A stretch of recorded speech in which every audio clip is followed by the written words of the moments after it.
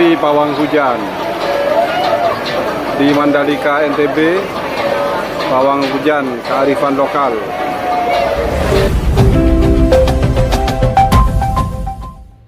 Assalamualaikum warahmatullahi wabarakatuh. Salam jumpa, salam sejahtera untuk Anda semua para pemirsa Aras 9 Channel. Saat ini sedang viral tentang sosok wanita, yaitu Rara Isti Wulandari atau yang akrab disapa Mbak Rara, di mana beliau adalah seorang pawang hujan yang jasanya dipakai dalam ajang internasional MotoGP di Mandalika 2022 Lombok Tengah, Nusa Tenggara Barat.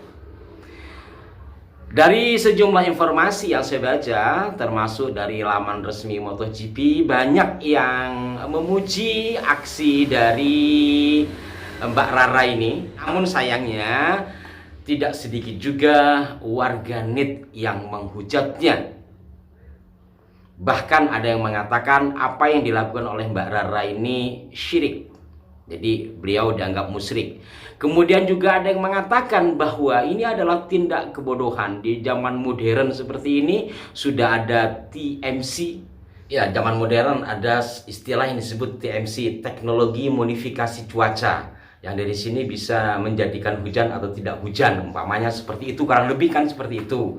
Tetapi mungkin cara-cara seperti ini selain modalnya besar dan kurang efektif. Mungkin ya, saya tidak ahli di bidang itu, tapi faktanya tidak sedikit pekerjaan-pekerjaan yang saya ketahui dari salah seorang sahabat yang kerja sebagai pawang hujan itu menggunakan jasanya, termasuk pengecoran, katanya begitu ya, pengecoran jalan-jalan besar itu, atau mungkin pengecoran gedung-gedung.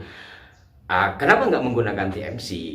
Nah, kalau kaitannya dengan syirik dan TMC tadi, kalau TMC teknologi memodifikasi cuaca, artinya cuaca dimodifikasi sehingga tercapai harapan-harapan. Nah, ini kan sama sebenarnya apabila kita berbicara musyrik. Pawang hujan juga tidak serta-merta dia melakukan kemudian tidak hujan atau kemudian hujan datang. Ya, ada proses, ada proses.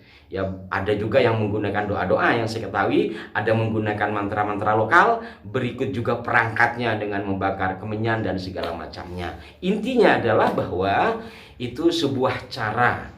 Namanya cara bisa saja berbeda. Ya, namanya juga cara. Plus minusnya pasti ada. Yang pasti tujuan dari cara itu umpamanya agar tidak hujan, ya alhamdulillah. Atau agar hujan, ya alhamdulillah. Artinya capaian dari cara itu terlepas caranya seperti apa. Perkara syirik atau tidak, sekali lagi jangan mudah kita memvonis atau memastikan selama kita tidak tahu persis peristiwanya. Dikatakan bekerja sama dengan jin, ada yang juga seperti itu. Bagaimana kita bisa mengatakan bekerja sama dengan jin? Wong kita aja nggak bisa melihat jinnya. Bisa saja cara-cara tradisional warisan leluhur Nusantara itu sama dengan teknologi yang saya katakan tadi, modifikasi cuaca, tapi caranya tradisional, kan bisa saja seperti itu.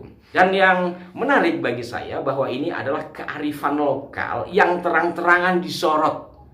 Kearifan lokal berupa pawang hujan dalam gelaran internasional disorot kamera. Demikian yang saya lihat di beberapa postingan video yang saya terima. Jadi entah mungkin ini sengaja ditampilkan oleh pihak penyelenggara sehingga si pawang hujan ini kelihatan tanpa energik. Nah, dari energiknya ini juga ada yang memprotes, yang namanya orang yang berbagai-bagai. Ada juga yang memaklumi. Ada juga yang memaklumi, ya namanya acara besar biasa pakai pawang hujan. Tapi biasanya setahu saya yang namanya pawang hujan itu atau apapun kan tersembunyi itu kan ritual sakral ya. Ya saya bilang, ya itu tergantung panitia. Wong acara-acara di kita saja, acara sakral, memohon kepada Allah agar dihindarkan dari mara bahaya, bahkan dari virus corona. Kita live streaming. Kita pakai Zoom, masukkan ke TV, apa istighosah umpamanya. Sakral memuji Rasulullah, salawatan. sama kan kasarnya dipertontonkan gitu. Kenapa ketika hal-hal seperti ini boleh sementara acara yang dikatakan sebagai acara perdukunan itu tidak boleh? Ya menurut saya sah-sah saja selama ada nilai manfaatnya. Dan karena ini acara internasional dibilang memalukan, di mana memalukannya? Wong ini kearifan lokal kok kita malu. Inilah seringkali yang saya sesali gitu dari sahabat-sahabat kita yang ada yang menjadi warga penduduk media sosial.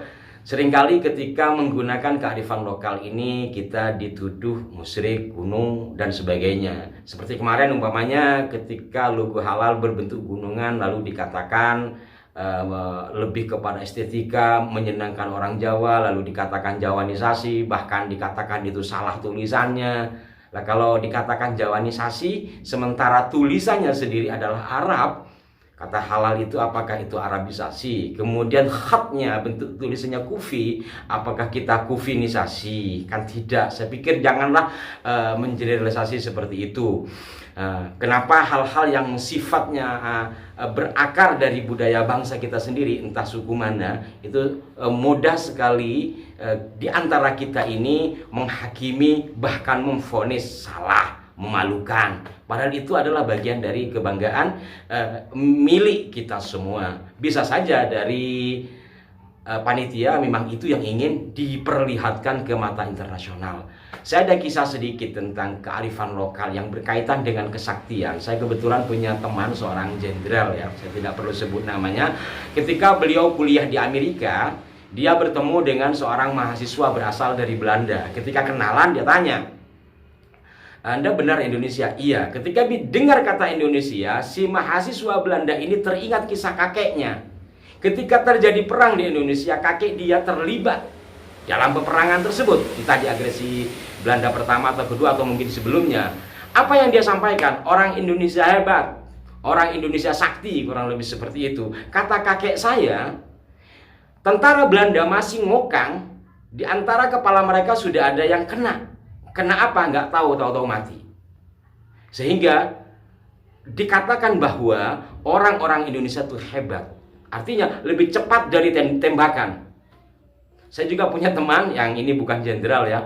Dia pernah menjadi pasukan pengamanan PBB. Dia waktu itu ya beberapa tahun yang lalu lah, sekarang sudah pensiun. Beliau waktu itu bertugas di Vietnam kalau tidak salah. Karena pangkatnya rendah, dia dan kawan-kawannya selalu ya diacuhkan lah, termasuk oleh tentara-tentara asing. Pada satu saat dia kesal juga gitu. Akhirnya, "Mas, saya ambil minuman yang kemasannya tuh botol. Saya gigit, kemudian saya minum. Setelah saya minum, botolnya saya keprukin ke kepala. Dan itu saya lakukan beberapa kali. Apa yang terjadi? Ternyata akhirnya saya dan kawan-kawan saya dihormati. Apa? Kami dianggap sakti. Artinya apa? Para pemirsa, ini bukan unjuk kesaktian. Bahwa kadangkala sisi-sisi seperti ini, sisi-sisi kearifan lokal, ini penting untuk diperlihatkan secara nasional ataupun internasional. Kenapa? Karena ini adalah bagian dari kekayaan milik kita selama, lagi-lagi ini kearifan lokal, bernilai kebaikan. Dan kalau pawang hujan, jelas kan? Jelas nilainya adalah kebaikan. Terlepas caranya bagaimana kita tidak tahu. Ada yang mengatakan tapi kan gagal. Wah, saya nggak tahu. Kebetulan saya kan tidak di Lombok gitu. Tapi sahabat saya mengirimkan video dari sana. Katanya sih berhasil gitu. Satu saat hujan diredakan, satu saat hujan didatangkan. Walau alam, saya kan tidak di sana. Informasinya seperti itu. Yang pasti di lamannya MotoGP sendiri mengapresiasi dari apa yang dilakukan oleh Mbak Rara. Kemudian ada juga yang mengatakan jangan menantang Allah, karena itu hujan adalah rahmat Allah. Yang nantang siapa? Ini mungkin yang tidak difahami. Pawang hujan itu bukan menghilangkan hujan. Pawang hujan itu memindahkan hujan, atau mungkin mendatangkan hujan. Jadi umpamanya, ini pengalaman kami, bukan saya punya doanya, tapi ketika saya nyoba saya nggak manjur. Pemirsa, jujur ya, jujur, saya punya tapi nggak manjur. Mungkin tidak semua orang bisa jadi pawang hujan.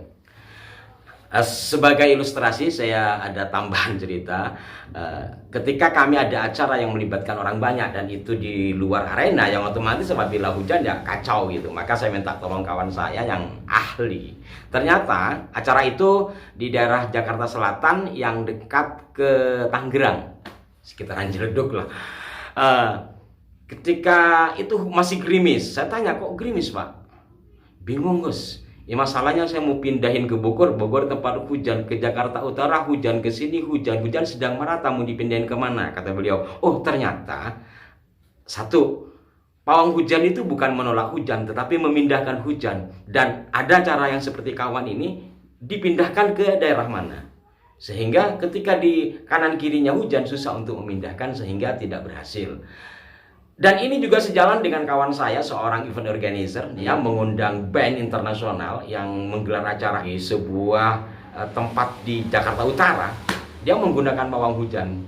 Saya ingat waktu itu beliau telepon saya juga karena pawang hujannya kewalahan, minta saya untuk mencarikan orang lain sebagai membantu untuk membantu. Karena di Jakarta pada saat itu ada acara 2 event besar. Jadi antara pawang hujan yang satunya buang ke kanan, satunya buang ke kiri, kurang lebih seperti itu. Jadi ada kisah-kisah seperti itu. Intinya apa dari kisah ini? Bahwa pawang hujan bukan menolak hujan, tetapi memindahkan lokasi hujan. Jadi kalau dikatakan hujan itu rahmat Allah, ya semua adalah rahmat Allah. Kalau kita menyikapi sebagai rahmat, sakit adalah rahmat Allah, tetapi kita juga dianjurkan untuk berobat. Lapar juga tentu kalau kita menyikapi sebagai rahmat adalah rahmat Allah, tetapi agar kita sehat dan kuat beribadah kita mesti makan.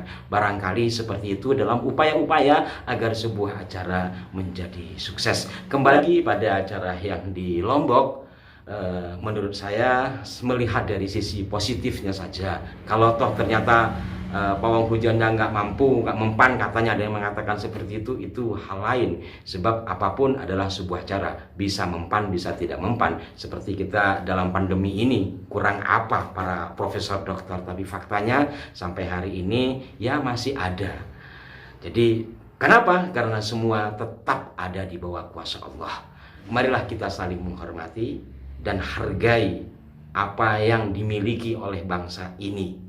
Bangsa ini memiliki suku yang beragam, termasuk juga agama yang beragam, keyakinan yang beragam, dan tata cara yang beragam. Keberagaman inilah mungkin satu di antaranya yang dititipkan dalam event bergengsi internasional MotoGP Mandalika 2022. Mudah-mudahan bermanfaat. Mohon maaf apabila ada kekeliruan. Sampai jumpa. Wassalamualaikum warahmatullahi wabarakatuh.